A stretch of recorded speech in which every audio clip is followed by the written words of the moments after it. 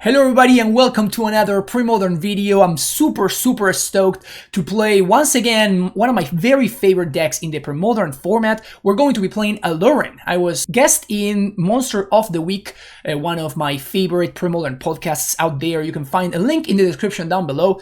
And I had talked all about how I ended up building this deck, why I built it in the way that I did, and why I think that it's actually a sleeper. I think this deck is secretly very good. And from my previous list and list that I discussed in that very podcast, where I made a couple of changes, small changes, but fairly significant ones. So jump in with me and let's talk about some Aluren. So here's the deck list that we're going to be playing with today. If you checked out my previous video, which you can also find in the description of the video, you are going to recognize some of the card selections here, and you will also be sad to see that some little pirates are missing from here. But the changes that I wanted to try today is to sort of add a consistency to the deck, okay? Like I'm very much in the market for playing good cards and getting rid of the medium and bad cards, or trying to minimize the amount of medium and bad cards that I play in my lists. And the pirate was felt a little bit win more to an extent, but it's different because it's not necessarily win more, right? It's just that there are certain decks that once you assemble your combo, once you make infinite life and you make all of your dudes infinitely large, they can still beat you, right? Like those are the decks that can mill you. Those are the decks like Enchantress, for example, which can simply go ahead and just make a bunch of enchantments that will exile all of your creatures indefinitely, and you cannot touch those enchantments because they're gonna have hexproof, like that kind of stuff, you know. So because of that, I was playing the pirate. But it made me think, like, do I really need it when, like, the vast majority of the format simply cannot beat the infinite life combo and the infinite power combo? So what I did instead is I cut the pirate for another copy of Manowar. So now we have 3 copies of Manowar. This card has been super impressive in helping me play a value-oriented game. So what that means is, like, playing the Manowar to bounce your Wall of Blossoms to draw another card, or Manowar your Raven Familiar is basically one extra look while you're going off with Aluren. Like if you have Aluren plus Raven Familiar, then if you find the Manowar of the trigger, that is effectively another new look that you get, another, trying to find in the top 3 cards your Cavern Harpy so you can entirely go off and draw your entire deck. So because it has a base rate that is much higher than that of the pirate, I wanted to try out the 3rd copy of Manowar. But as I just said, there are certain decks that can kind of win through all of this, right? So in order to offset that a little bit, what I did is in my previous list I had a main deck copy of Oromancer and the 3rd copy of Meddling Mage in the sideboard. So for that reason, I made the switch, because by having a 3rd copy of Meddling Mage, this makes it so if I'm playing against, let's say, Replenish, and I do manage to combo, that's a deck that can actually get over what I'm doing, right? Because once they assemble Opalescence plus Parallax Wave, they can exile all my creatures indefinitely, and they can also exile all my lands as well. So because of that, what I do is I have 3 copies of Meddling Mage so that I can effectively block them from doing whatever it is that they are going to use in order to win the game. So we don't need the pirate anymore. We can just have an extra copy of Meddling Mage to do that job, hopefully, sort of, okay? So this is very much an experiment. Once again, Meddling Mage going to be a better card than the Oromancer in the abstract, so that's also pretty nice. But yeah, so just raising the bar, raising the bar of all my cards. Everything else remains exactly the same because the mana base didn't need any changes for now. I am considering playing, just trying to make room for land number 21. That's something that I've been considering. In my previous lists, I have had 2 copies of Reflecting Pool, and that's kind of what I'm thinking about going back to. But we'll see how everything feels in this league. The sideboard remained exactly the same as it was before, so no changes to discuss there. Let's jump right into the action right now. Round number 1, this hand looks pretty great. We got some interaction, we have survival, we have probably this Meddling Mage that we're going to pitch for a better card. Put him most to 6. Basic Mountain Prospector. Okay, like, draw is not great, but it could be worse. I don't think we're going to be using a Swords to Plowshares on this Prospector, so we'll just take the point of damage here, see if my opponent has any other plays. Pile Driver. Okay, we're probably gonna have to plow that one actually, because it's going to turn into probably too much damage. Now let's untap. Trevor's Ruins. Probably not great here. I'm going to play the survival and just get this into play. Next turn we can probably get a Wall of Roots, and then we can go from there. No green source is good for me, so we're gonna take 3 here. Now play a land. Well, that's pretty good. Yeah, let's go for Meddling Mage to get a Wall of Roots. Man, Wall of Roots is just so insane here. We play Wall of Roots, we pay 1 mana to go get Squee, then we send the turn back. Let's see what it has. Ringleader. That one's not going to be enough. Opponent's going to need more than that. Lackey and Siege Gang. I guess my opponent can probably ditch the Ringleader here to make a red mana to cast Lackey. It's probably better for him. Okay, they just go for a simple attack. Fine. Let's block the War Chief. And now let's see if my opponent has anything. No other effects. Okay, so this should be lethal then. Going to go get the Harpy, and then we will untap, get back Squee. Oh, we found the familiar. Perfect. So now we actually have insurance, which is good. Play my land right now, bounce the forest, cast Aluren. We have green mana floating. And now the way that this is going to work, going to cast the Harpy, then with this trigger on the stack. We know opponent has a Lucky, but nothing else. Opponent's asking about the combo. Cool, so I explained my opponent the combo. They're not familiar with the combo, so obviously they had questions about it, as most people do. But I explained it to them that they were trying to see how they can interact. The short answer is they can't, because if at any point they try to interact, I can just like flash the Harpy again back to my hand, so I have like 1 layer protection over any form of interaction they could have. And then on top of that, I have survival plus Squeeze, so I can go get a Mana War and like bounce whatever they attempt to interact with. So no way for my opponent to win from there, which is pretty cool. Definitely the strength of Aluren. So we do have some cool, powerful spells here that we have access to. And I think that's really all that I want. So we get access to cheap interaction, and we probably just cut these Meddling Mages, which are not doing much.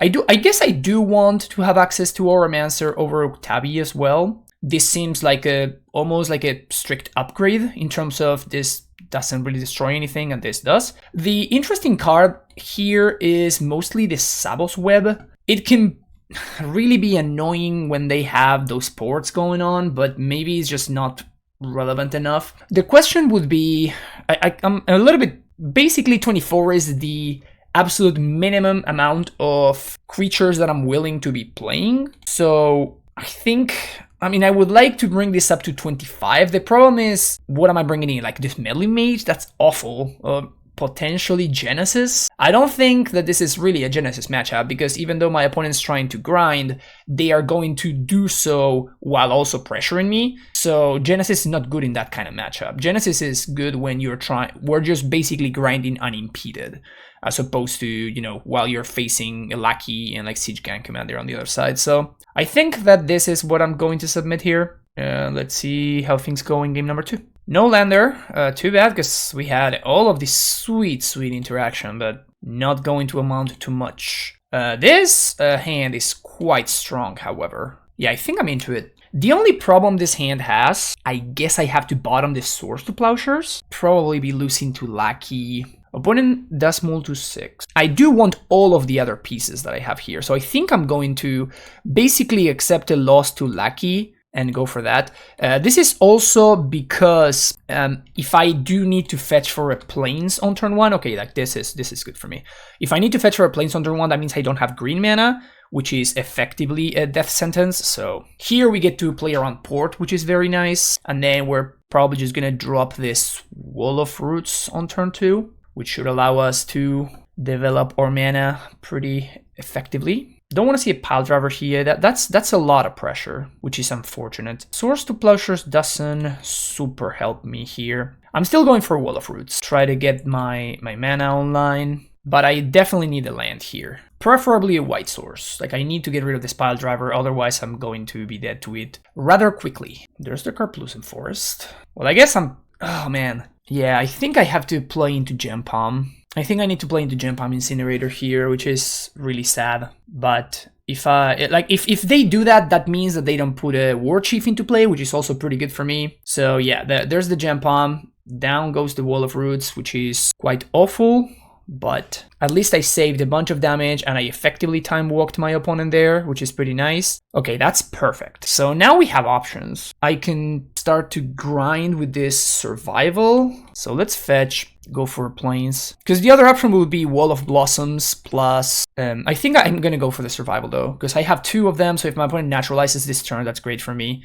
And by going for survival here, that means that next turn I get to start using Squee. Because if I play wall here and I then miss the land drop, then that's an absolute disaster, right? So here we're going to take this hit just so I can use this green mana more efficiently. Opponent does have Tranquil Domain, but we do have the second survival, so we're cooking. So let's go get Squee. And once again, that was effectively a time walk, right? My opponent spent their entire turn just to get rid of my survival while I got value on the way out, and that draw is perfect. So now we're really cooking. Let's go 1, 2, play a second survival. And now we do get to start grinding really well. We already have the Aluren ready to go. And now we even get to plow the pile driver to save a ton of damage. Man, this mana base is so clean. Definitely got pretty lucky. Like, drawing back-to-back land drops there was obviously fantastic. Second pile driver. Here we're going to go for survival into, I guess, Raven Familiar. Untap, get back Squee. And now we can go for the Aluren and any...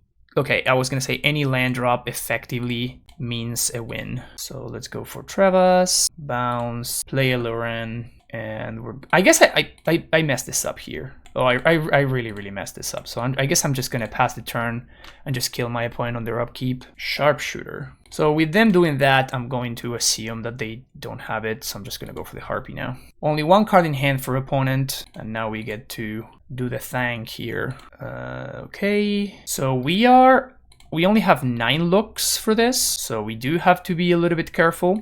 But as soon as we find the missing piece here, which would be the Savage, okay, Raven Familiar is another look, which is nice. Wall of Roots is... so now any creature will do it, because I have Wall of Roots, so I can just go get the Wirewood Savage. So from here on, any creature at all will allow me to combo off for no life. There's the Mana War, cast Harpy, and now we're just being a little bit more... I just don't care anymore about proper sequencing anymore, because like I know that this is just deterministic. So now, survival, pitch one of these Mana Wars, get the Wirewood Savage. Now we're just going to draw the entire deck without any life loss, and we are good to go. Very clean 2-0 win over Goblins. So yeah, it's nice that my opponent has like a board setup and everything, but like all of that amounts to nothing because I'm just gonna have like infinite life here. So it is a little bit awkward that I don't have access to, like, there's no way that I can just make blue mana and stuff, so I can't really, you know, interact or like lock things out in that sense. But you know, there's nothing they can do from here. I guess my opponent's just trying to see the combo in action, but I will pause the recording while I show them. Awesome, so I explained the kill once again to my opponent, and they very graciously conceded, so good games. A very nice, clean match against Goblins. Let's see what happens in round number 2. Welcome to round number 2, where I'm playing against my good friend McLean Denny, and this hand is a very clean mulligan, and this one is a very clean keep. Going to, I guess, ship the Wall of Roots here, because I really want these lands. And I think I'm leading on Library, then Survival. We can also, if my opponent can't interact, we can also leave the Dream of Wall of Roots into Survival. Oh, okay, so he could be playing some sort of Meddling Mage deck. That makes me actually want to lead on Survival. This is obviously bad if he has a Naturalize effect, but if he doesn't, Survival probably going to be pretty decent at helping me run away with this game. Ooh, turn to Coastal Tower, classic. And I think here I'm just gonna go for Library. Nice, so yeah, we're gonna do Wall into Library, which is what we call the Dream.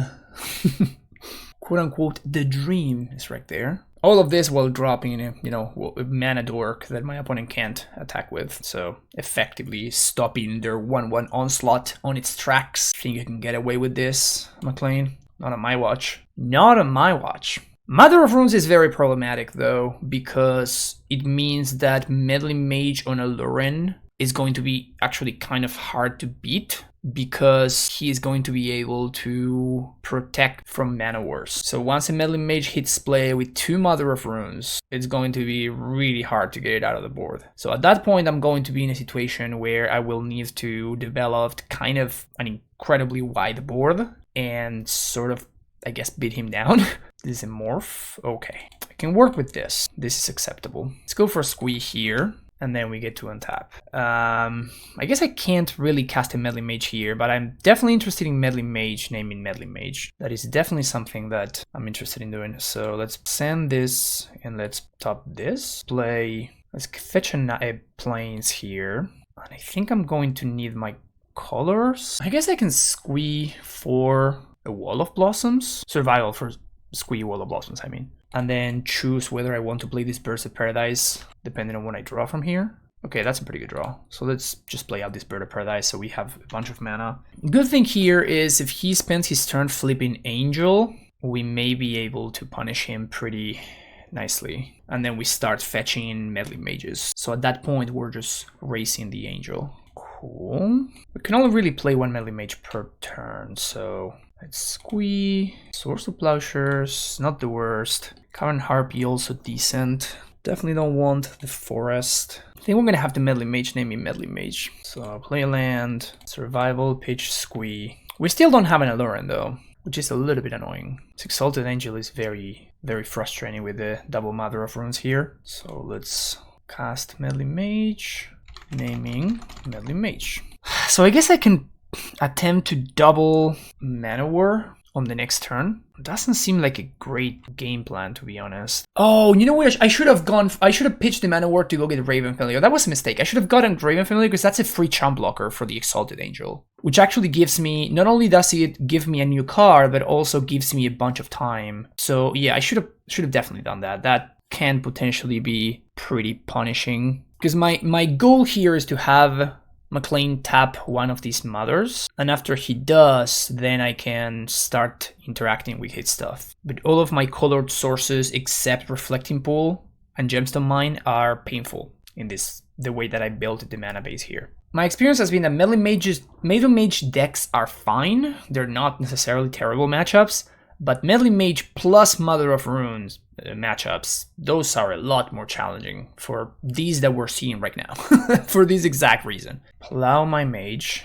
Okay, that's problematic. Now he has his own Meddling Mage. I have to assume that, because otherwise, I mean, there's not really any other reason to do that otherwise. Mishra's Factory attack, huh? Gives pro green. Okay, that's really aggressive. Alright, interesting. There's the mage. We imagined that was coming. And he does name Aluren. So, man, these Mother of Runes are so brutal. Like, I would be able to beat these so easily if it weren't because of the Mother of Runes. Ugh. Okay, so I think I need to untap, and we're going to need to play this a little bit slower than I was hoping for. Uktabi doesn't really do anything. We have a Raven, though. Top the Uktabi, and I guess we're going to draw the Raven here. We're going to Mana War, target the Mother of Runes. I imagine it's just going to target itself. And I think what we're doing is we're going to plow the Exalted Angel, which is the most immediate threat right now. So we're going to plow now. He was attempting to give these Pro Blue, so I cannot just go for a second Mana War. But now we get the best possible deal. And now we get to cast the Raven Familiar on top of it, which is pretty nice. Hopefully find a Painless Source here. Yes. Play a Reflecting Pool and send the turn back. We're really cooking. Just another great example of why I think this card is so much better than Living Wish. Imagine if I were playing Living Wish here, like how I would be nowhere close to being in this game. Like not even remotely close to having a chance at all. Between the Exalted Angel and the Mother of Runes, like and Melee Mages, like I would be super dead by now. Like I would have just conceded a couple of turns ago. But because I have survival, I'm up so many cards on my opponent. His cards are more relevant in a way. Like they're making my life really, really tough. But I still, like, look at this. Like I have multiple blockers from different colors. I have a ton of card selection between Sylvan Library and like a ton of card advantage with the survival. So we are in this game because I have survival. Like if this were Living Wish, we would be nowhere close to being in this game. Silver Knight is the choice, and he does deploy the Mother of Runes. Okay, so let's activate survival on end step, and let's think about this for a second. We have a ton of options here. I can play my own Meddling Mage, once again naming Meddling Mage. This prevents my opponent from locking out my Mana Wars. 2 Mother of Runes are pretty challenging here. I don't think it makes much sense for me to attempt to assemble an offense here. We're definitely playing defense. Spike Feeder's pretty decent at playing defense though, so that is certainly interesting. So I can try to play like a little bit of a grindier game thanks to the Spike Feeder. I do guess that I'm going to start attacking though, might as well, because he can't really attempt to be aggressive. Yeah, I think I'm gonna go for Spike Feeder. Question now, do we pay Echo or not? I think I do actually. Cavern Harpy's not terrible right here. Undiscovered Paradise probably better than the Harpy though. Just a painless blue source, it's kind of relevant here. Let's play Spike Feeder, and we can play it through Mana Leak, which is nice. Oh, Memory Lapse. Pretty annoying actually. So I guess I want to...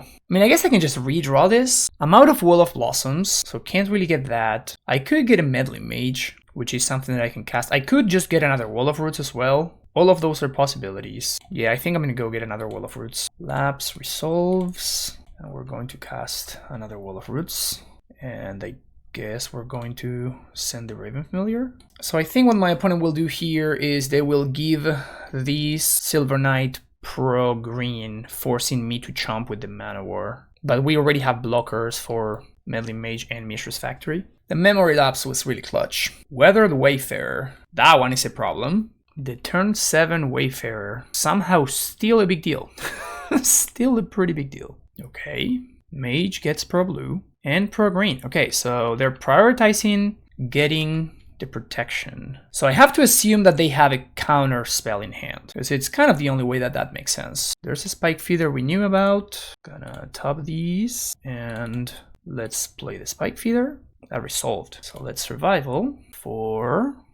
I guess that Mana Warring the Meddling Mage doesn't really achieve too much. Maybe I should just go get another Spike Feeder here. I think so. So, alright. Get in there, Raven Familiar, and send it back. So now he can use Wayfarer to go get Port or Wasteland. Port is probably better, because... Oh, interesting. Okay. Wayfarer for another factory. So that can pump the first factory. That's kind of fine though. Pumps up to a 3/3. Pro green to Mage, pro green to Factory. Both of them getting there. So I guess I'll gain a life.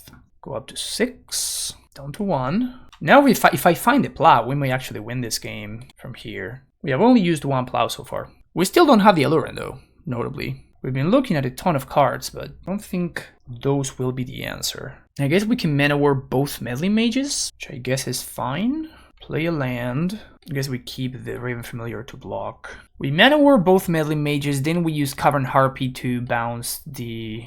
both Moms I meant. And then we can use the Cavern Harpy to rebuy our Mana Wars. Is this Stifle? Oh my god, his last card in hand is a Stifle. Whoa, some crazy stuff. Mana War and bounce one of the mothers. Yeah, we do get to attack with the Spike Feeders, so he takes the block there, so I can just move counters. So now Silver Knight dies. This has been the most hilarious aspect of building the deck in this way. It's absolutely hilarious to me how you can just move counters around and it actually works. It actually does stuff. Maybe I should have attacked there with the Raven Familiar, but by leaving 2 blocks there, I'm making things a little bit tougher for him. We can move 1 counter from Spike Feeder onto Mana War if we need to. His mana is a little bit taxed here. And I guess he actually can, he has like 1 last activation of Wayfarer. Another factory. At this point, I'm assuming he doesn't have Port, because it would have been like very clean for him to like go get Port and then tap my City of Brass. So I just assume he simply does not have Port in his list. Protection from green. Alright, so I guess I just chump block with the Familiar. I could double block, but then he double pumps, this becomes a 4/4. So if I double block, I pass a counter onto one of these. Yeah, I guess that's fine. Okay, so it pumps up to 3/3, then pumps up to 4/4. And now we will kill 1 wall and then put a counter onto the Raven Familiar, because this is the one that's going to survive. He can plow this in response, which I'm okay with. So here we traded Manowar for a factory and his turn, which seems fine. We can still go get Manowar number 3. Source to Plowshares one time? No. So let's keep the Raven Familiar, I guess. Play a land. Survival Peach Squee. Get Manowar. 1, 2, 3. Play Manowar. I guess we're gonna bounce the mom again. And we do get to swing for 4? Yeah. Attack for 4. They obviously take it. Now we get to play Raven Familiar. Just another blocker. That land is not great. That was a little bit of a whiskey. Definitely needed to find either a creature or another land or Aluren. Aluren would have also been a fine pickup. What a banger of a first game. This has been a ton of fun. Oh, 4th factory. Yuck. I was not expecting 4th factory, honestly. Waterfront Bouncer? Ugh. That's a problem. There's mom. I imagine no attacks here. Makes a lot of sense. We're not gonna pay for this echo. I think we're gonna need our mana spent somewhere else. Actually, I mean, I can't really bounce, so I guess I am going to pay. Yeah, I think I'm actually supposed to pay there. Another survival's not great. Cavern Harpy. Oh my god. Maybe I should have at one point. I think at one point, I honestly did not think about this, but at one point I was supposed to go get Meddling Mage to name Mother of Runes, as I was bouncing Mother of Runes. I was saying, okay, I can just like bounce the mom and like just hang in there for a minute, but then I think that I missed the chance to actually start, to lock the moms in his hand. Honestly, it's my bad. I did not think about that at all. So let's get in there. And this may be a little bit unorthodox, but I think I'm going to just play out this squee. As just because I need different colors of blockers. So, I mean, it's pretty hilarious, but I think it's what I need to do here. That's super funny. One notable thing is that this Spike Feeder is actually my last combo piece. So if he manages to force me to chomp with it or to sack it, then I'm going to be in a situation where I cannot really combo anymore. Man, I really wish I had seen the Mother of Runes line a little bit earlier. Alright, let's see how he chooses to attack. No attacks. I don't even know what that means. It's on tab. We already knew about the Trevas. That's interesting. So let's play the Savage. See what's up. That resolved. Black and blue. Play Harpy. Draw a card. We're gonna draw the Trevas Ruins. And now I guess that we can bounce. I guess we bounce the Manowar. Play land.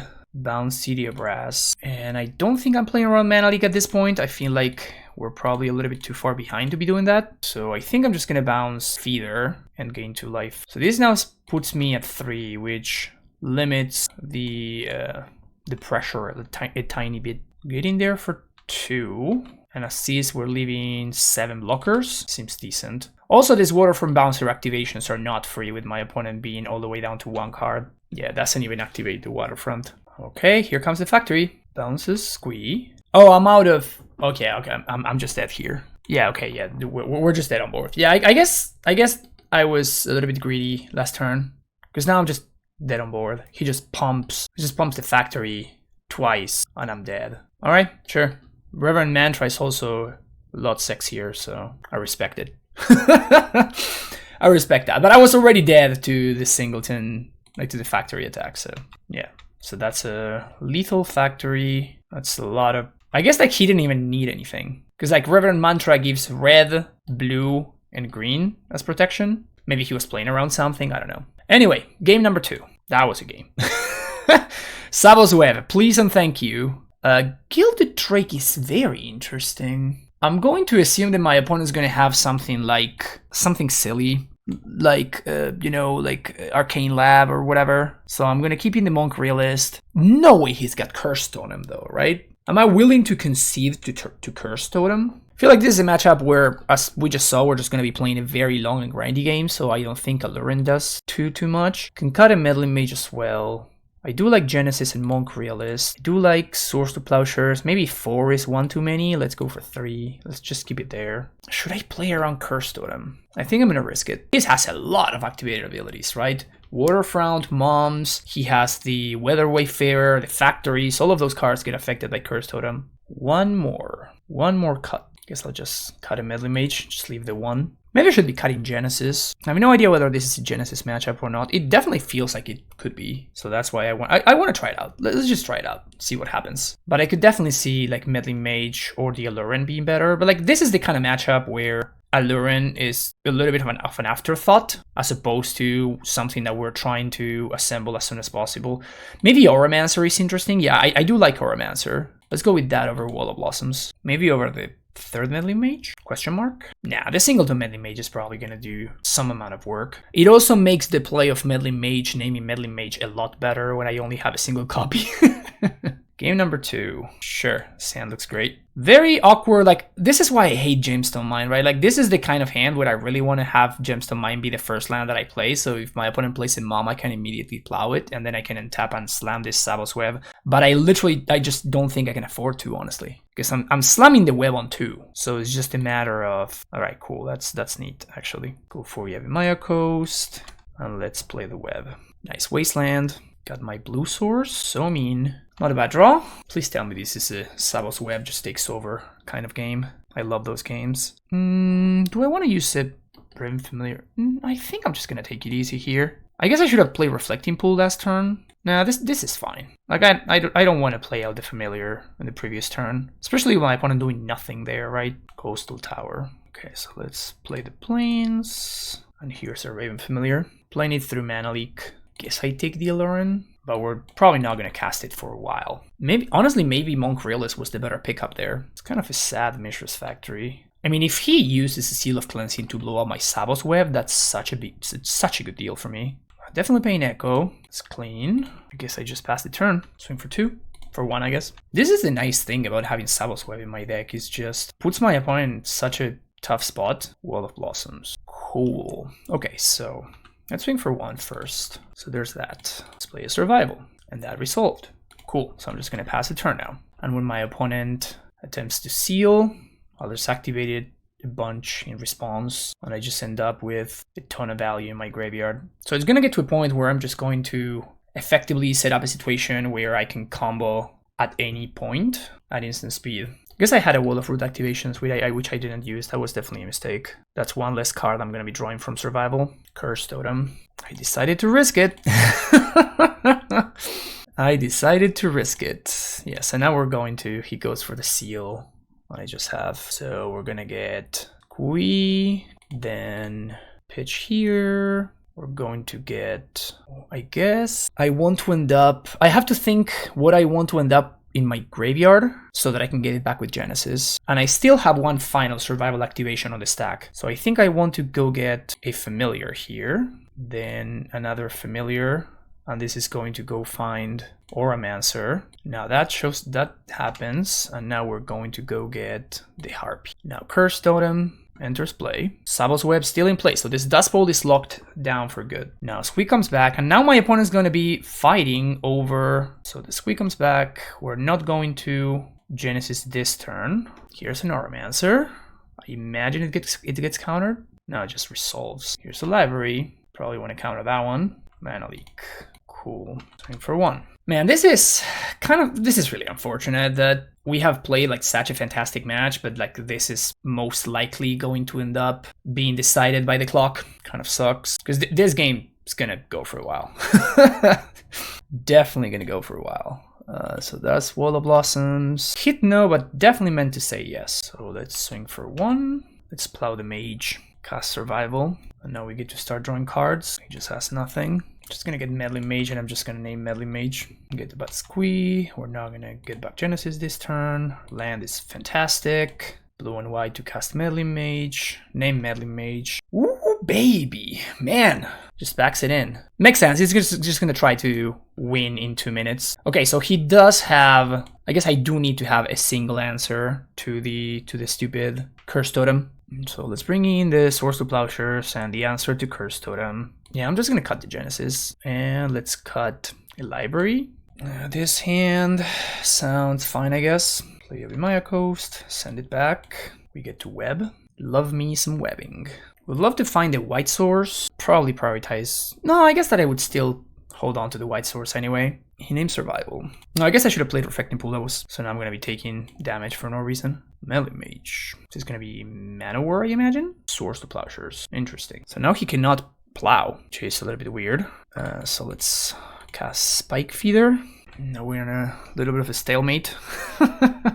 Guess I play out Sabo's Web. Number 2. That resolves. Play a land and ship the turn back.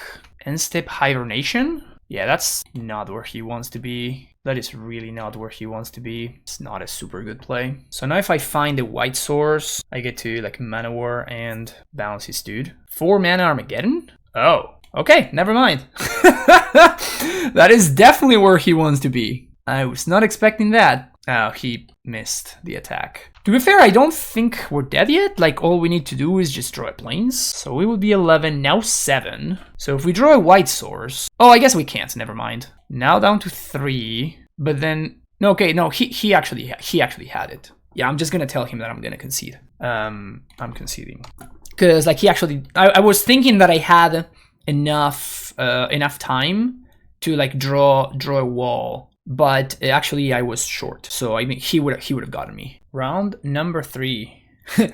Do we yellow here? I'm feeling frisky. Let's do it. Let's do it. What could go wrong? Nothing can go wrong with this hand. Turn 1 bird. No big deal. Don't worry about it, opponent. Nothing to be worried about, opponent. Turn 1 Ursa's Tower into Chromatic Sphere. Maybe we can get away with murder here. Maybe. Just maybe. So all we need to do is make it all the way up to 4 mana. And we're gonna be good. Putting cracks for white. Drum roll. Do they have the Swords to Plowshares? Do they have the Seal of Cleansing? Disenchant. Okay. Sadness. Land is good though. Let's go for the Raven Familiar here. Just to make sure we hit our next land drop. I'm probably gonna throw away this little birdie. Interesting. So I guess let's actually take the Raven Familiar here. Because now... I mean, I don't have to pay upkeep now, which is pretty great. Just the natural Tron, and they have the filters. Okay, I was gonna say, like, if they don't have any filter, then I should be good, but looks like they do. So I'm not gonna pay Echo, and there's the land. I'm going to slam, though, because I don't think that the game gets any better for me. So I think that I'm supposed to just do it and just hope that it works out. Because the longer the game goes, my opponent is just going to start to just cast Stroke of Geniuses and things like that, so... The good thing is that we are... Okay, Prohibit. We are kind of beating, like, disenchants and stuff. So... But yeah, that turn 3 natural Tron is going to be really hard to beat. Unless my opponent simply does not find the payoff for an extremely long period of time. Nasty Core is problematic. But not the end of the world. Not the end of the world, we already have the answer. So I like that. Send the turn back. We're going to be taking some hits from this Nasty Core, but that's okay. It's also going to cost my opponent some colored sources. So they filter an upkeep. I assume that they're gonna go for a big Stroke of Genius here. Yep. Stroke of Genius for 5. Discarding a mine. We're at a pretty healthy life total as is though, so it's not the end of the world. I guess we do have Uktabi. My opponent can just regenerate, so not super useful. There's the egg. We're probably going to have to just pitch a Familiar. I'm gonna go get Squee here. No white source, but we can go get a wall to dig a little bit deeper, try to find a white source. Miscalc.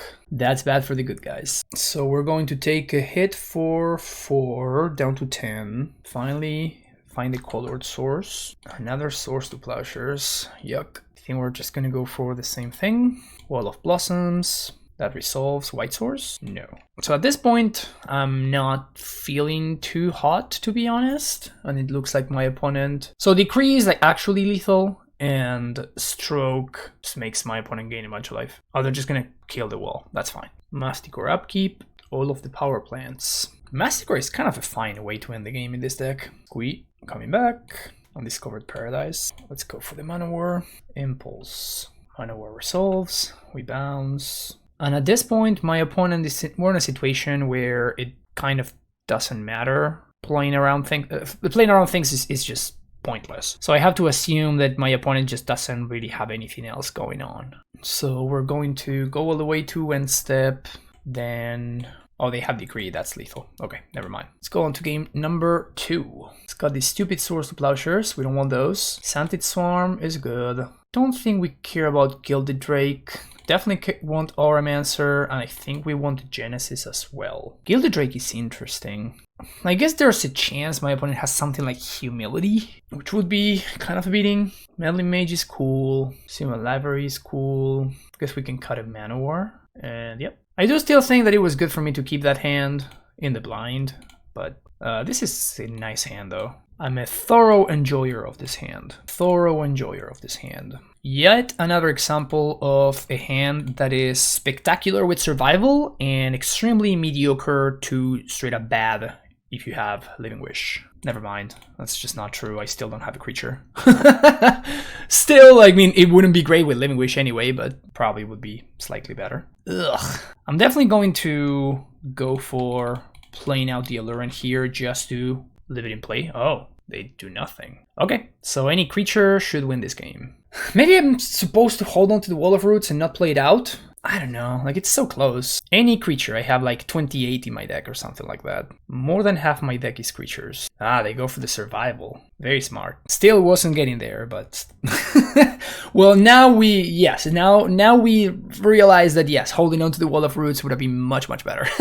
So this was probably just a mistake on my part. Perfect. Bounce. Forest, send a turn back. Yeah, this Manowar shows up exactly one turn too late. So if I top deck exactly Raven Familiar, playing out this Manowar is bad.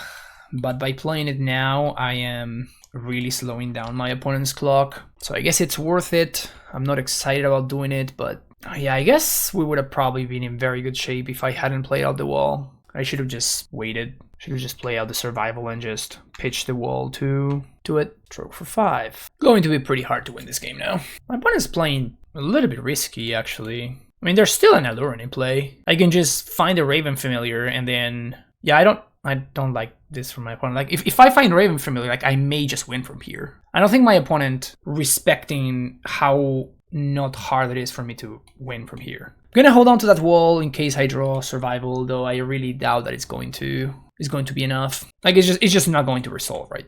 That's the bottom line. My opponent was very quick to assemble Tron both games. Take the block. This is mostly like a triple port, I guess. Seen enough. Too far behind at this point. Yeah, that was... I feel like we probably win this game if I don't play out the wall and I just hold on to the wall as a creature to discard to survival. Maybe I got a little bit excited there about playing, just going the 2-drop into 2-drop line and then just, you know, died a bunch of turns afterwards, not being able to do anything. So yeah, that's definitely a big mistake on my part that was accordingly punished. All right, time for a classic Tom versus Fran matchup. Yeah, this hand I'll keep. Seems good enough. The eternal question, do we play around Port or do we play around Stifle? Probably Port, but still. This could be Tireless Drive. Hell yeah. I've not yet played against this deck. We're gonna go for Well of Blossoms. We kind of need to find a land here. Spike Feeder. Don't super love it. Delta. So Well of Roots, which I guess I'm playing. It's running out. He doesn't counter. Okay. Just pass the turn back. AK. Is he on Tog? He may be on Tog. Hell yeah. He's on Tog. Love it. I mean, this is kind of interesting here because he kind of needs to take the survival. Okay, takes the Aluren instead. Okay, let's go for survival. It's probably going to counter this. Or no. Well, so I was about to go like play a library, but obviously just passing the turn and activating survival is so much better. So let's... guess I'm going to pitch the Familiar here. Go for Squee. And now pitch Squee for, I guess, a bird. I'm just trying to get some card advantage here. So I just want to put cards that I can cast and want to keep on drawing lands. Here's a bird. This Gemstone Mine, I hate it. I really wish I didn't have to play this card. It's so bad. Well, I guess there it goes. Stupid Sealy Gemstone Mine. Cycle Byron Recoil. I guess that's fine. Just discard the Squee. I don't even know what I would go get anyway. I mean, I'd probably just get like the Harpy or the other one, just main face Gush. I mean, unless he also finds the res. It's not super amazing for him, honestly. Bird is actually not heinous. It's just kind of okay. Okay, let's play a Mana War here. Can play through Mana Leak. Bounce the Tog. Nice little Time Walk action. And let's play a bird and pass the turn. The reason to do that is if he mana leaks, that's fine. I just resolve survival. Probably I'd survive the library, resolve the library actually. And then if he doesn't mana leak, well, we just get to resolve a bird and then pass the turn. He kind of punished me there by being able to AK, but still, that's not super great for him. So like we'll just keep pulling further and further ahead here, right? And he has nothing better than to replay this Tog. He doesn't have the main Nicanol, so I'm gonna go get another Mana War, and we're going to cast it, and the beatdown continues. Squeak comes back again. Hey, look, a land. Forest. Let's lead on library here, see if he does anything. Okay, so that just resolves. So I guess it's just going to counter my Mana War. That's fine. I guess let's just go for Raven Familiar actually. It's a fine charm blocker. He could have the thing that gives Shadow, and that would suck a little bit. But here potentially we can. Oh, there we go. Now we're cooking. So we now send the turn back. We'll see whether he uses some mana. Gosh. It's nice that Wonder doesn't even do anything. Snuff out my bird. Okay. Did not see that one coming. Swings. Discards Wonder. Looks like he's just going for it. Discards Mana Leak, so I have to assume he's got more in hand. Nope. 13, 14, 15. Alright. So he buffs the Tog all the way up. And this is why we splash white, boys and girls. That's why we splash white. Tom is like, no. Yep. Yes. You love to see it. That is always the big problem that I have with the Psychatog deck, right? Like, it's such a big deal that you need to care about your opponent's removal and counter magic. Like, it's such a big turnoff. Like, I don't even think that I want Gild the Drake in this matchup, to be honest. I definitely want Krager Relation and Monk Realist because of Engineered Plague. I doubt he's got Dystopia, but he probably will have Perish. So that's something I need to watch out for as well. Meddling Mage seems pretty good. Let's leave in a couple of Swords to Plowshares, but not too many. I do like Sanded Swarm. Maybe Cut a Bird and a Wall of Blossoms. Yeah, that seems fine to me. That is so hilarious though. It just goes through the entire process and then in order to assemble lethal has to discard the entire hand. This hand seems extremely medium. Oh, he says he actually misclicked last turn. Oh, on the previous turn he misclicked the swamp instead of the island, so he actually could not double gush. So that forced him to discard the mana leak, and that's why he ended up losing. Rough. I mean, yeah, I'm gonna ship this, and head sucked. This one's better, but not by a lot. Guess we bottom Melee Mage. Definitely are in the hunt for some lands, but we do have some nice interaction. Whoops, I have 6 through my turn. That's not great. We'll be okay. This game is gonna go way longer than that. Just plays an ETB tap land and ships the turn back. So no too much action. So we would have missed our land drop anyway, so not really that big of a deal. We would have ended up, in fact, sick bluff. That's what that was. Yeah. Yeah, that's totally what it was. I think I'm going to go for a counterspell with this Meddling Mage. Maybe should be naming Mana Leak. Pretty tough to say, but like, man, there's only one Gemstone Mine. I just keep drawing it. Keep drawing this silly Gemstone Mine. The good thing is we don't care about Engineered Plague basically at all. And we have the Psychatog covered as well.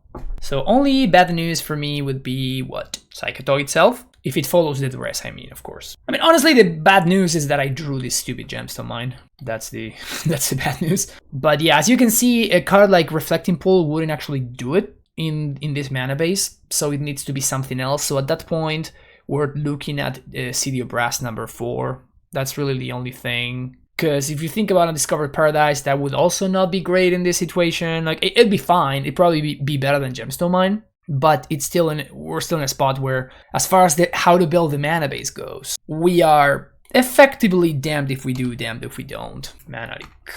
So he's trying to fight me on the mana axis, which honestly, it's probably gonna work because of this stupid. So I guess Treva's Ruins is my actual best top deck here. He AKs and whiffs there. I mean, I don't know. Maybe he just does not have. Maybe he just does not have the counter spell or the discord spell, and we get to get away with murder here. Oh, Hardcast Gush, brutal.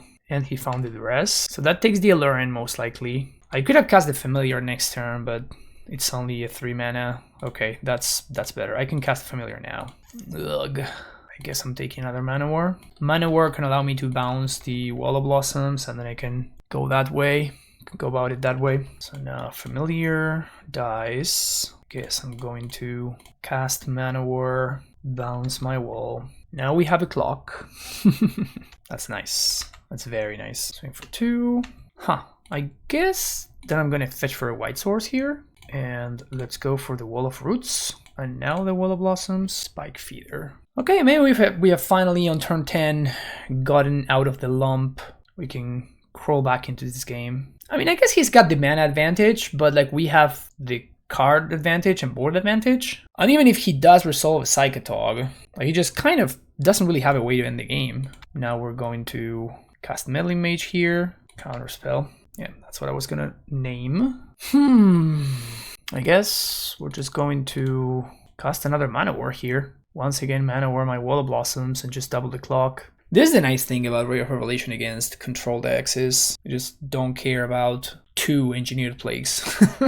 Pretty nice. So we took 2 counter spells from his hand. Pretty good. Haunting Echoes. That's definitely a problem. But we still have our Swords to Plowshares, and we still have things to win the game with. No more Allurens, no more Survivals, no more Ravens. We do still have access to Harpies. There's still a Mana War in play. It is definitely crippling. Like, this is not great for me, but it's also not the worst Haunting Echoes I've ever seen. Like, we can definitely beat this. Another counterspell. So we're just playing it honest. Portent with the shuffle. The little jellyfish that could. Notably, we kind of need to find the Harpy quickly. Okay, so there's Swanted Swarm. So we're kind of not in the worst shape possible. This also means that we're going to be resolving most things. He still knows that he needs to work through 2 Swords to Plowshares. That's a Tog. That's actually going to buy him like a pretty healthy amount of time though, which is a little bit annoying. Harpy blows up the Paradise. Monk Realist, perfect. So let's play around foil, I guess. Gotta make sure that resolves and then activate. I don't think I'm playing out this Monk Realist. It does speed up the clock, but it destroys my colored source. Is he trying to deck me here? Maybe he's just going for a deck kill. Okay, so he gains 9. Down to 9 he goes. Another blue source that goes away. Play the Reflecting Pool. And I'm gonna play the Monk Realist just as a 1/1. Like, I don't think I can afford to play around anything, so we are just trying to raise him before he finally finds an answer. Combat. Hardcast Gush. Play a land and pass a turn. Man, this is a sloppy game. That Haunting Echoes really made things weird. Gonna blow up the Reflecting Pool here, I imagine. Another Sanded Swarm. Guess I'm gonna hold on to that one. Might as well.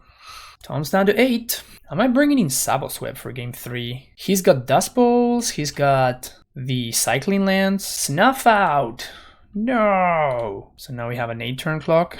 The worst part about that is not only the 8-turn clock, is the fact that now my Cavern Harpies have no targets. Because my Mages are gone, my Ravens and my Mana Wars are all gone. Also, this Duress clears the path for a Tog. Yeah, I think I'm gonna be bringing in Sabos Web for game 3. Perfect timing. Absolute perfect timing for the Harpy to make an appearance. But yeah, these Dust Bowls are kind of very annoying. There's Tog times 2. Perfect. Okay, so game number 3. I was not expecting Web to be great against him, but I think that it's worth playing. And I guess I don't want Genesis. I do want Oromancer though. Let's cut an Aluren, cut his swords, and I guess we can just cut all the Swords to Plowshares. Do I want to Genesis is the question. Kind of do, especially on the play. It's got a bird. Maybe his Sanded Swarms are just unnecessary. This looks good though. Strong start. I think I'm gonna go with the turn 1 bird as opposed to the turn 1 survival. Turn 1 Sanded Swarm, sorry. Some on the play. So I may be able to raise his mana situation. Duress would suck for me. It's got if there's a turn 1 swamp, it's because there's a turn 1 Duress. As simple as that. What a professional. What a professional. So now we're cooking. So green. I think I just pitched the Sanded Swarm. Go for Squee. We're gonna start drawing some cards here. Squee, pitch, Genesis for wall, and then play a bird. Would have loved to have found land there because this really gets owned by Engineered Play. But if he Engineered Play some bird, I'm kind of okay with that, I think. I'm gonna say no to Genesis. And let's play a wall. And I guess I'm going to play another wall. I think this one's gonna be a Blossoms. Again, trying to find lands here. Not a land. AK. So I think I'm gonna get back this Sanded Swarm this turn. Because if I find the land, I get to play 2 of them. No land, but it's okay. Send it back. Perish would suck here. Don't think I can really beat Perish. So I think I got it now. Gonna go get Raven. Sanded Swarm locks this one up. Play land. Go to combat. Snuff out. Kills the Swarm. Okay. So I will survival, squee, get another Sanded Swarm, cast it. He doesn't counter it. I'm at 19. What are the chances he can kill me from here? I have 3 blockers. Because what I don't want to play the Aluren, because if he counters, then he untaps and echoes, then he gets me. So the other way that he has of actually getting rid of these Alurens is by duress, which he cannot do from a single swamp. He cannot duress into echoes from a single swamp, even if he draws another swamp. So I guess, do I just Raven Familiar? I think so. I think we cast Raven, but we're not going to block with it. He can counter it, but we can still combo through the other guy, through the Wirewood Savage, so that's fine. Or we can just have the Familiar in hand. Notably, you know, in usually cranial extraction effects, which are the ones that we're used to, they look at your hand, but Haunting Echoes actually does not look at your hand, funnily enough. So unless he has the card that makes it so... Duress, okay. So unless he has the card that makes it so we cannot block straight up, so that's a Shadow something. Unless he has specifically that card, or he has an answer to Sanded Swarm. I think we should be good. If he attacks, I'll just block with Familiar. The question now is, do we Genesis back the Sanded Swarm? Or do we force him to have another Snuff Out? I think I'm going to force him to have another Snuff Out, so I'm not going to use my mana here. Sanded Swarm kind of working overtime here. Boom. Stifle? No. Alright. Okay, so now we're good. 1, 2, 3, and 4. Now we're in the clear. Survival squee. Get Savage. So now infinite cards, infinite life, and there you go. Cool. Got there against Tom. I think this is round number 5. What do we got here? Probably a mulligan, as much as I want to keep this. Yeah, this is much better. Let's keep this, and I think I'm going to bottom the Harpy here. I may need to play the bird on turn 1, so I have access to white. Duress. Much sadness. I imagine this is going to take my library. Yeah, that sucks for me. Okay, so I guess I'm going to fetch for a forest. Okay, talk to me. I'll take that one. Let's see what we're up against. Swamp. Nantuko Shade. In the face of the Swords to Plowshares. No respect, huh? Here's a survival. Send the turn back. So I imagine this is just good old Deadguy Ale? It could be some mono black deck though. I'm not gonna block here. Survival activation is probably worth more. Also, I would rather Swords to Plowshares a Hypnotic Spectre or something like that. Yep. And there you go. Activate survival. Get squee. Untap. Land's not bad. So now let's survival, pitch, squee. I think I'm gonna go for Wall of Blossoms here. I could, I guess, just attempt to set up the combo instead, but I think I have the time to play this a little bit more. Definitely this wall is gonna jump in front of the Nantuko Shade here. If my opponent wants to double pump to get rid of it, I'm all about it. Plow the Hypnotic Spectre. And I guess next turn I can just go ahead and play a Raven Familiar. Just draw a card and have another Chump Blocker. Yep, Arena. Squee, untap, Aluren. So one thing we can do here is we can just cast the Aluren and then attempt to go for it. It's so bad if my opponent has a... It's so bad if they have another Hypnotic Spectre though. They get to cast it at instant speed. I'm not super likely to get there with a single Raven Familiar having been cast. If I do that, it means I can combo on my next upkeep. So that's very nice. Yeah, I guess let's do that. I won't combo for now though. Okay, opponent does not have Hypnotic Spectre. So they are playing Deadguy Ale. Just a classic DGI draw with not great mana. Block. Block your Nantuko Shade. Feel free to spend a bunch of mana to kill my wall. You got me. I am going to activate survival here. If my opponent has disenchant for it, that sucks, but that's also just fine. They can also just disenchant the Aluren if they want. Don't care about, because I of course have the second copy already rolled up. So let's take the Raven Familiar, untap, get back squee, and now we're gonna have all of our mana good to go. And we can effectively win at our leisure. Activate Survival. Get Cavern Harpy. Cast Harpy. Trigger on the stack. Cast Familiar. Float white mana. I guess the interaction is Plow. So the interaction was Source to Plowshares. We're obviously just gonna pay the life here. And then do the thing. Source to Plowshares resolves. Let's get Mana War. Do the thing again. Guess get another Mana War. Bounce the Familiar. Recast the Familiar. Okay, so my opponent's just F6'd. I'm going to explain to them how the combo works. Maybe they'll concede. Okay, so unfortunately my opponent does not seem super interested in conceding, which is going to make these matters a lot longer. Yeah, I mean, obviously I knew what I was signing up for when I decided to register this deck, right? So it's fine. Dark Ritual has been cast. Opponent means business. It's gonna be a Desolation Angel, which I'm just going to bounce back to my opponent's hand. Is that what's up? Exalted Angel. Let's do some harpying. Bounce Mana War, cast Mana War, bounce your Angel, cast Spike Feeder.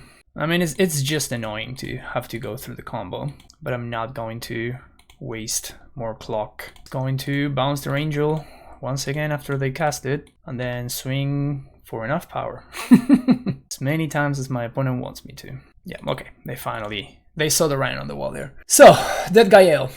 On the draw especially, I'm interested in Source to Plowshares because of the little guy called Hypnotic Spectre. Definitely want Ray of Revelation. I don't think I care enough about Wastelands for Savos Web. They could have Mishra's Factories, they most likely do, but that's fine. Cut the Uktabi. I think I want to cut a couple of birds in these matchups that go super long. I think Meddling Mage is cool. Monk Realist probably fine against Engineered Plague.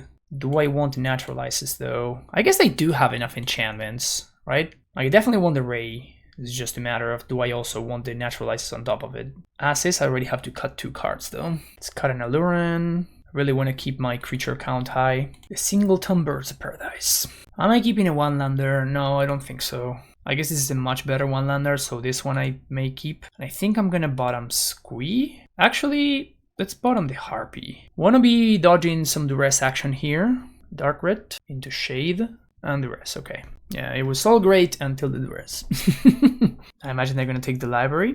Unless they already have a disenchant, in which case they probably take the Aluren. And then, you know, if I play the library on 2, that's perfectly fine because they can just interact with it on curve. Yeah, okay, so they do take the library, so no disenchant. No Hypnotic Spectre and none of the other actually problematic cards is certainly good for me. I do need to draw land. We have been super short on lands multiple times already. Like I have had to mulligan many times throughout this league, which really makes me consider once again whether I want to be playing 21 lands instead of 20. So I will certainly look into it. It was kind of my very last cut. I had 21 lands and ended up saying, you know, okay, whatever, I'll just go down 1 land, and I think maybe it's not what we want to be doing. Jar's Verdict. Okay, Squee and Spike Feeder. Squee's pretty good against the, you know, your opponent chooses what they discard card. Land? No. But we have the survival now, so any land that we're going to be really cooking. They pump. Interesting. That means they have nothing better to do, which is good for me. Land? Yes. Single worst possible land to draw there, but this has happened so many times today. Just drawing Gemstone Mine and it being absolutely heinous. It's rough. I think I'm gonna take it this time because I think my opponent wants to pump, and then I'm going to block next turn. The reason for doing that is it can potentially, like, they didn't play a land pre-combat, which makes me think, unless they are really, you know, playing me here, it makes me think that they did not hit a land drop, which means that I can use this next turn. So play Wall of Roots, send a turn back. So now they can Vindicate, which is obviously very problematic. And even though I can block with the Wall of Roots, I'm going to, on purpose, block with the Wall of Blossoms. If my opponent wants to spend all of this mana to kill my wall, I am very stoked about it. Yep. They may have Source to Plowshares here, but if they do, you know, not much I can do about it, so land, please. Yeah, this Gemstone Mine is gonna cost me yet another game. I think I already lost 1, maybe 2 games so far to this Gemstone Mine, and this is gonna be the second or third one. Pretty unfortunate. Not much to do about it, though. Even if I do find a land, I still don't think decent shape. So then my opponent gets to, Vindicate one of my lands or something. Arena. Okay. So if I draw land, maybe I get to do something here. Because I could potentially find a land, cast Aluren, play Spike Feeder and Mana War to buy time, and then combo off on the following turn thanks to the survival that I played. This is assuming, obviously, that my opponent, their only interaction is exactly one duress. If they have a Vindicate or any sort of enchantment removal, then it's not going to work out. Also, this Nantuko Shade now represents lethal because of the City of Brass. Okay, so they do pump. Go down to 2, see if they have it. Also, I guess I cannot draw a fetch land and I cannot draw another City of Brass because then I'm dead. Okay, this is what needed to happen. This is assuming my opponent also doesn't have any 2 or 3 drops that they can cast, of course, because those would also kill me. But we do have 3 blockers. Once again, they cannot draw Vindicate, they cannot draw Disenchant. No creature. Black White for Verdict. Discard Squee, discard Aluren. And I cannot really play out the Squee because if my opponent has Plow and they exile the Squee, then that's a really big problem for me. Fire off the factory. Wow, I guess they just don't have it, huh? So what's best here? Because I can play out Spike Feeder and I can block and gain 4, or I can Mana War, bounce and block. They just recast this, doesn't really matter. I guess I can also Spike Feeder, block, then Mana War, bounce my Spike Feeder. We also get to gain 2 life in the process. I think the best is to just cast a Mana War and just bounce the Nantuko Shade and block the factory. And I'm doing this because if they don't have a land in hand, I don't want to bounce the factory and give them a land. So I'd just rather do this. I don't care if they're redeployed in Nantuko Shade. It doesn't matter. Another alternative would be to take the hit and just play the Spike Feeder and just like gain a life. Okay, they plow. Okay, that's basically the best case scenario. Now I don't need to use a Spike Feeder and I don't need to use the other thing either. So now I think we just have it rolled up. Once again, survival, winning the game, etc, etc. So pitch that. Cavern Harpy. Oh, I already used 1 Spike Feeder. That's a problem. That's kind of a real problem, actually. Because I cannot gain infinite life with only a single Spike Feeder. I guess I can draw my entire deck, and I should probably be able to figure out a way to win from there. We lose to Rishadan Port, oddly enough. I can also just try to YOLO and just go for Raven Familiar. And like hope that this Raven Familiar draws me into another creature. But yeah, I think I'm just going to go for the safe route and just hope that my opponent cannot kill me from 1. Because they're not going to be able to win through damage, right? So they would need to be able to either drain life from me somehow, or they would need to be able to tap my stupid City of Brass. Yeah, because I already played a land, so I cannot play Treva's Runes. This also makes it so my opponent cannot... Like, I can just Meddling Mage. This is actually kind of funny. Pretty funny that it's not actually locked up. But if my opponent has Hypnotic Spectre, like, oh, no, none of their cards that do damage actually do anything. Perish. I guess I have to play around Perish. My opponent could technically have that, but I can just Mana War whatever they try to Perish. So let's name... We can also use the Monk to blow up the arena, if that's something that we care about doing, I guess. Meddling Mage is gonna name Vindicate. And I guess Meddling Mage number 3 is gonna name Perish. They potentially, I guess, could have Wrath of God or something. Maybe they do. Monk. I'm going to sandbag all of these Mana Wars because they will give me insurance against whatever my opponent could have. Guess we can just hardcast the Genesis too, which is kind of hilarious. Okay, so we're gonna be passing the turn with a pretty healthy hand. Opponent flashes Cinder Nantuko Shade on end step. Decent hand we were left with. Oh, I guess I said I was gonna play around Perish and then I forgot. Nah, it's fine. Morph? How can I ever beat that? Impossible. Alright, like that. So now Genesis is gonna get the Spike Feeder back. And now we should be able to gain all the life. No need to pay Echo. There comes the Spike Feeder. Play Treva's Ruins. Down City of Brass. I guess we're just gonna name Disenchant with this Meddling Mage. Not that it matters. And now cast the Spike Feeder. We have Mana War protection, so this is just infinite life. Okay, it's the first time I actually had an opponent make me go through it, and it is a nightmare. I think this time I was like a little bit too close to not do it, but like next time I'm just gonna pack it in. This is just not worth it, man. It's just not worth it. See you in the next one. Time for the very last match. It's a painful hand, but probably steal a keep. Let's see what we're up against. Slide a hand. Playing against Artie, so this is likely Gro-a-Tog. CD a Brass and say go. Can play this Wall of Blossoms on turn 2. He keeps on sleight of handing. Yep, I'm gonna be taking infinite damage from these CD Brasses, but it is what it is. He can potentially daze me here. It's kind of fine. Puts him behind a land drop. They didn't have Mox last turn, right? So okay, so let's float a green mana, play Trevas, bounce the CD, and now we're gonna play the Wall of Blossoms. I can draw like a non-painful land here, but it's still fine. Did draw the painless land, but it's just fine. I think next turn we're just gonna jam the Survival. If he has Counterspell, that is not great, but if he doesn't, then we can start pulling Stifle. Okay, that's unexpected. Still gonna slam the Survival here. If he's had a Counterspell, that's fine. We already have the Aluren in hand, and like with my hand set up as it currently is, I think that this Aluren matters more than the Survival. Gosh, TM1 blue? He's really trying to play that mana denial game plan, which is not crazy effective when you're not capitalizing on it.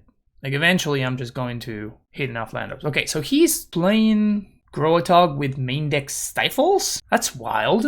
Name Survival. There's the Squee. Fetch here.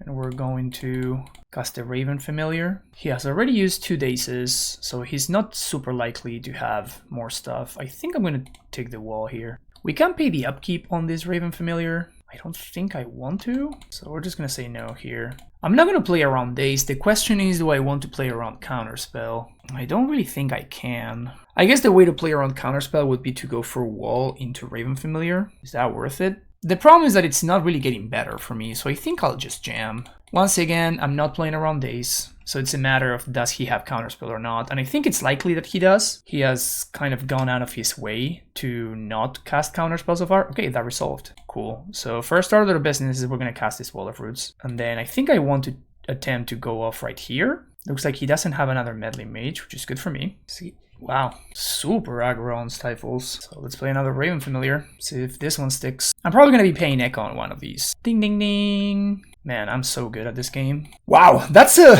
wild version of the Gro-a-Tog deck. Wild version of Gro-a-Tog. Spring the Stunted Swarms. I like Swords to Plowshares. I need the Ray of Revelation. Gilded Drake is actually kind of interesting. So what Gilded Drake does for me, which I do like, is the fact that if my opponent puts a lot of pressure with a big Quirion Dryad, I can simply turn it around on him. The problem is though, like I'm still very interested in, like, Mana War is just great against him, and I already have the Swords to Plowshares as well. I don't need to be worried about Armageddon though. That's the big one. Also Engineer Plague, that's why the Monk Realists are coming in. Uktabi can destroy Winter Orbs. I do like the Stunted... although I guess, Stunted Swarms do get kind of destroyed by Fire and Ice. I do guess... Yeah, we're at a little bit of a predicament here because Armageddon is a problem, and so is Fire and Ice, so he kind of has both the Burst of Paradise angle. Like, I kind of want to cut my Burst of Paradise because of Fire and Ice, but I don't really want to be cutting all of them because Armageddon is very, very threatening. I think I have to cut some number of birds, if not all of them. Let's start there, like cut those and then see where we can go from there. Meddling Mage is an interesting card. Survival is great. Aluren, we're probably going to need to win through Aluren, so I kind of want all my Aluren copies. Oromancer is also very cool. Wall of Blossoms is great. It just blanks Meddling Mages. I think I'm going to cut Meddling Mage and the Uktabi. Even though Uktabi is good value against Mox Diamond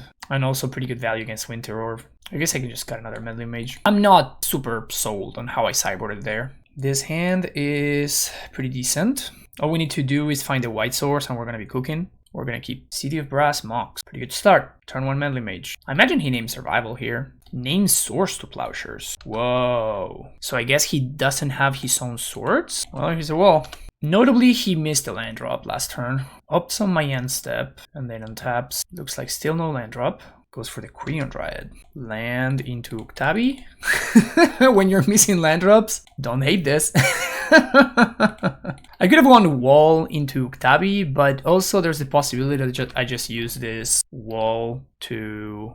So I actually do not want to cast Aluren here, funnily enough. So we don't have white mana, so I'm just gonna play another wall, and I guess I'm going to attack with the Uktabi. Okay, found the land drop, untap, another... Oh, I should have held on to that land, I think, because of Armageddon. I'm very interested in like pressuring Artie's life total when City of Brass is one of his only lands. Okay, now he found the second island, so now Gush is on the table. So some pretty good back-to-back draws there for Artie. That's a white source. And the turn back, I don't want to play spells into his counter magic. There's the Gush, which he obviously had in hand. And now I imagine that this Korean Dryad is going to start to grow. Ugh, Mox Diamond number 2.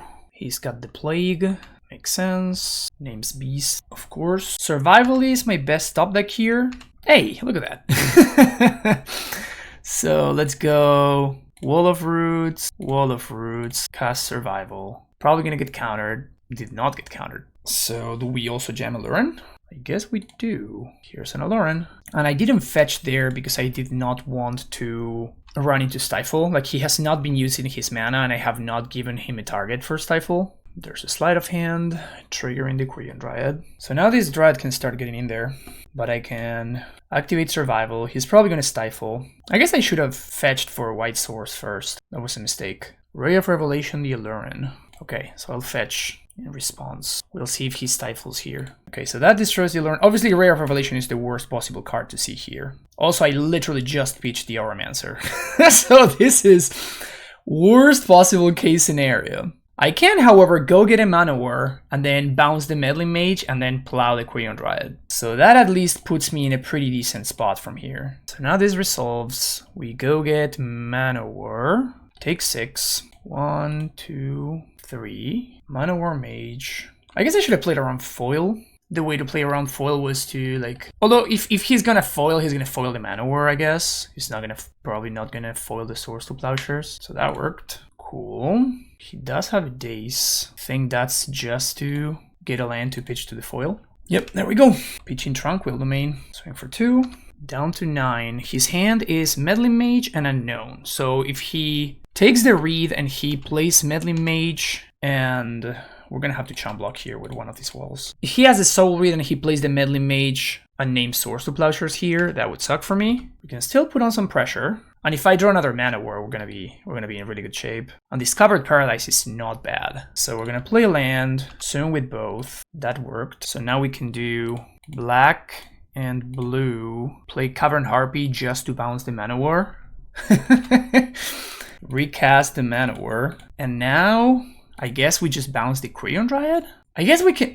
I think I'm just going to bounce the Korean Dryad. This may be a little bit greedy, but he's super limited on mana and on life. So now these random 2/2s are kind of pressuring him a lot. So he can redeploy the Korean Dryad. And then if he attacks, then that's effectively... Like if he takes the 4 damage, then that's effectively a Stone Rain. What? That's a card, I guess. Whoa. Rotting Giant?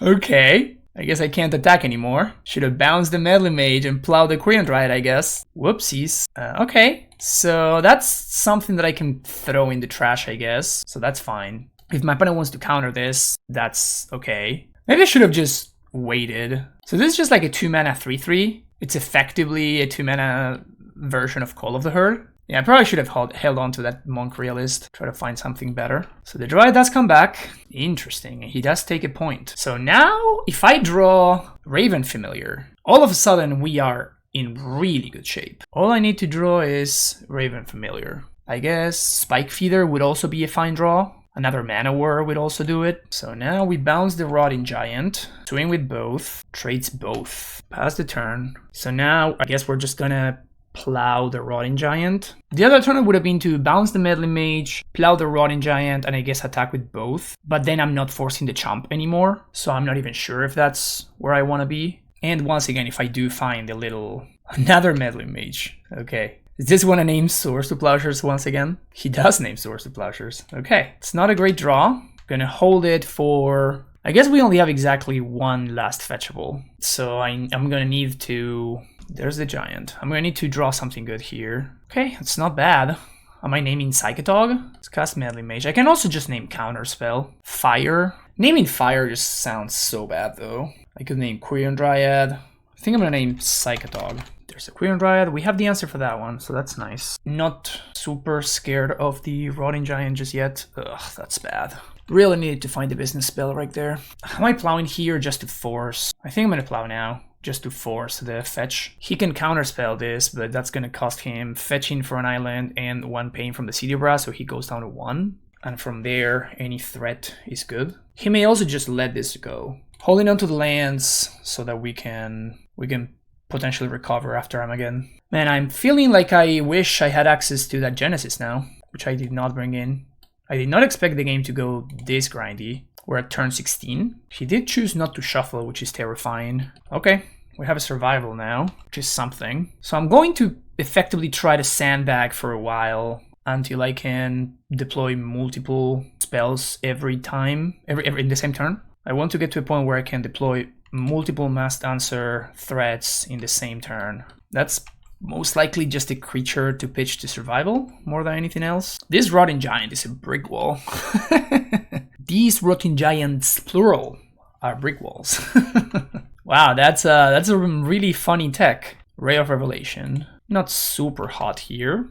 Okay, there's no way these names Ray of Revelation, so I'm not scared about this. And it really sucks that I was forced to pitch the Auramancer. Really, we're attacking. Interesting. So let's block, take 3 down to 7, end step, Ray of Revelation. No, it doesn't really do much. It's just to use my white mana. And now I really want to find a bird or another mana war. That's an interesting draw. Let's cast it. Perfect. So I got the base spell out of the way. Play a land, play survival.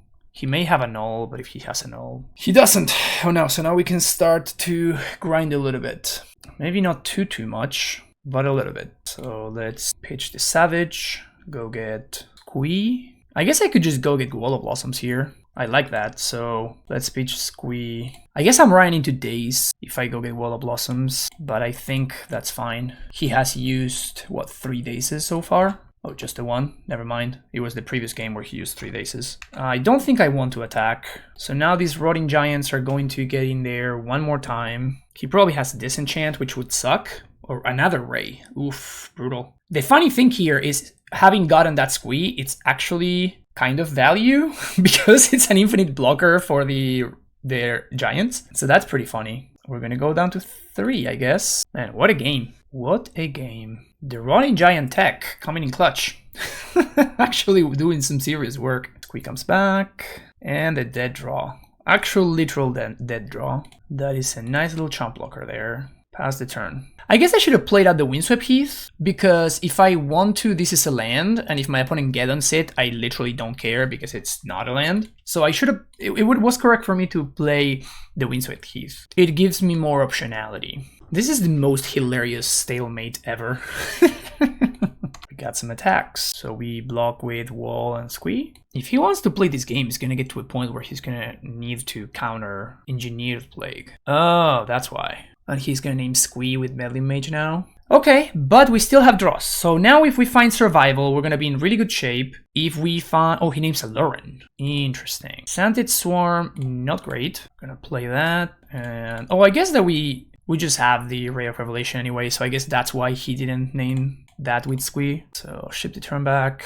I think he should have probably attacked with the Meddling Mage. Rotting Giants keep eating away. Block, and I think we just block with the wall. No, because the wall actually blanks the Meddling Mages. So we're gonna block like this. So let's Ray of Revelation, the Engineered Plague. If he wants to counter this, that's totally fine. Untap, that's a big draw. 1, 2, 3. It's probably gonna have to counter this one. Hard cast foil. Okay. So let's cast the Squee once again and send it back.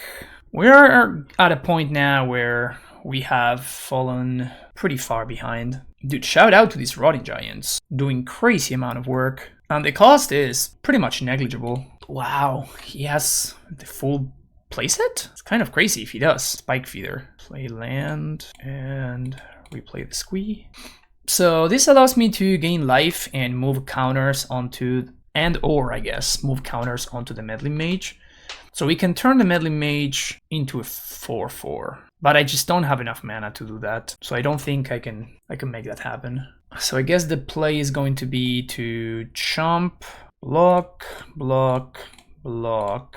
I guess I can go to 1, and then we trade with one of these, chomp the other one, and hope that I draw another Spike Feeder. So we just make Mage into a 4/4. Man, those Rare Revelations have been pretty problematic.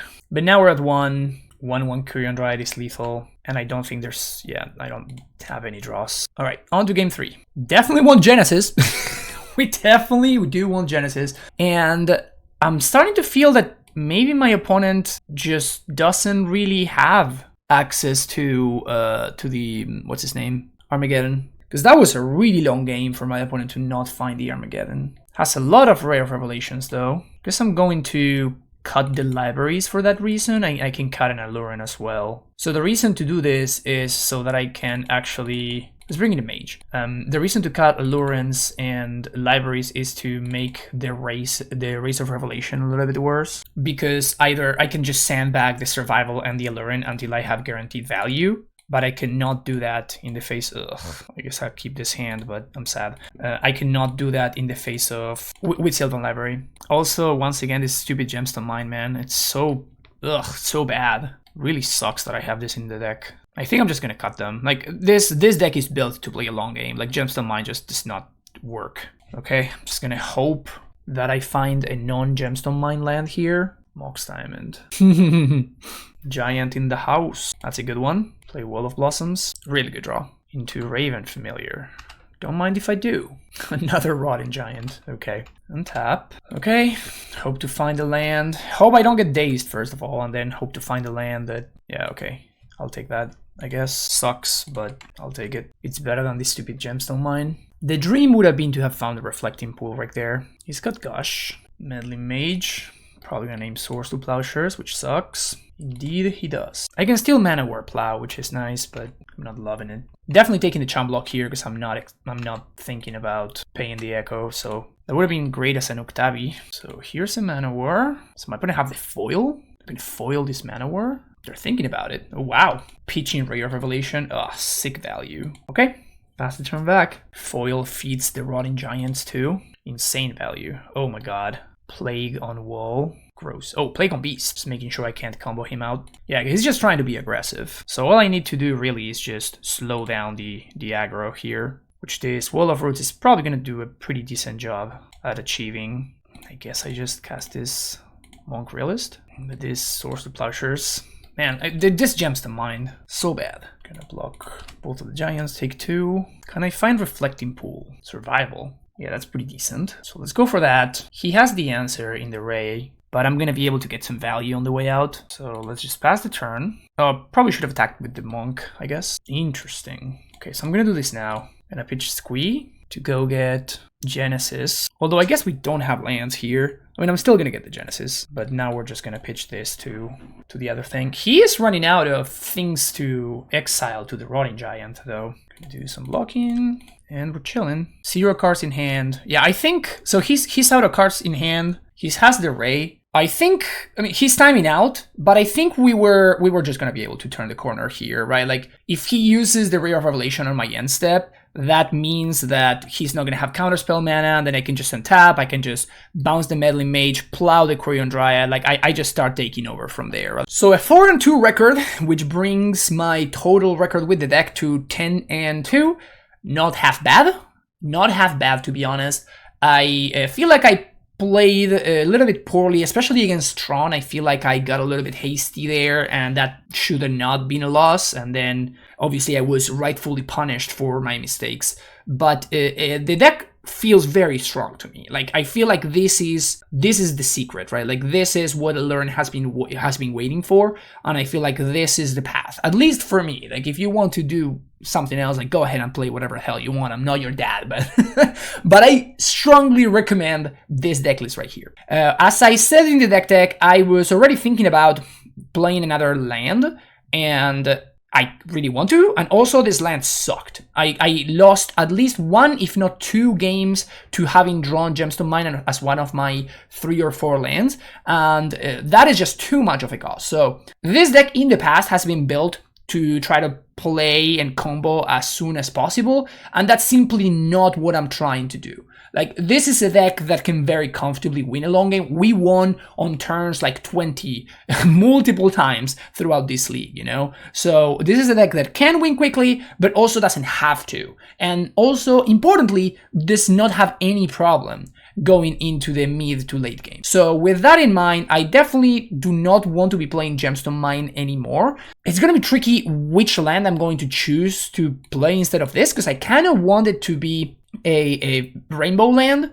Maybe it'll need to be something silly like a Darker Wastes, and I'll just have to suck it up and accept that I'm just gonna have a non-green source, which really sucks in your Survival of the Fittest deck, but it may need to be something like that. And another observation from the mana is that I feel like I want land number 21, and I want that land number 21 to be a Reflecting Pool. Unfortunately, I cannot, I mean, I don't think I can afford actually to just play 20 lands with 2 Reflecting Pools. That feels like it's, again, like we found ourselves multiple times in situations where we were missing either a blue source or a white source, and you just can, the Reflecting Pool doesn't fix that, right? So Gemstone Mine does fix that, but the downside of Gemstone Mine is simply too high. And I don't think that I'm really willing to go this route anymore. So I think I will need to think about it some more. Also, which card to cut, I don't know. I think it probably needs to be either the library or maybe the main deck orangutan. I don't know. Like, I will need to definitely think about this and try to figure out what it is that I want to cut. Maybe Source of Pleasures number 3 and move it to the sideboard. But I definitely want one more land, and I definitely don't want Gemstone Mine in my database. So those are the main takeaways that I got from these 6 matches that we played today. As far as the sideboard, I feel like all of these cards are strong, so it's just a matter of like choose your poison, choose what it is that you want to beat, and just, you know, play the cards that beat whatever it is that you want to beat. So that is kind of what I did here. And even though we did not face any Savos Web matchups, for example, I do still think that having Savos Web in the sideboard is extremely powerful. So yeah, it's going to be one of those choose your poison and like figure out how you want to build a sideboard. Obviously, if you're going to be cutting the Source of Pleasures for the main deck, that means that you will need to make room for it, because like we definitely want to be playing 4th copies. So you want to need to find room for it in the sideboard. So, you know, definitely a lot goes into building a deck like this, and Survival of the Fittest is such a fascinating card to me, precisely because it's so hard to build to build survival decks and taking care of all that it encompasses. So yeah, that's going to be it for me, folks. Thank you so much for watching. Hopefully you enjoyed it, and I'll see you in the next video. Long live Premodern. Take care, and bye bye.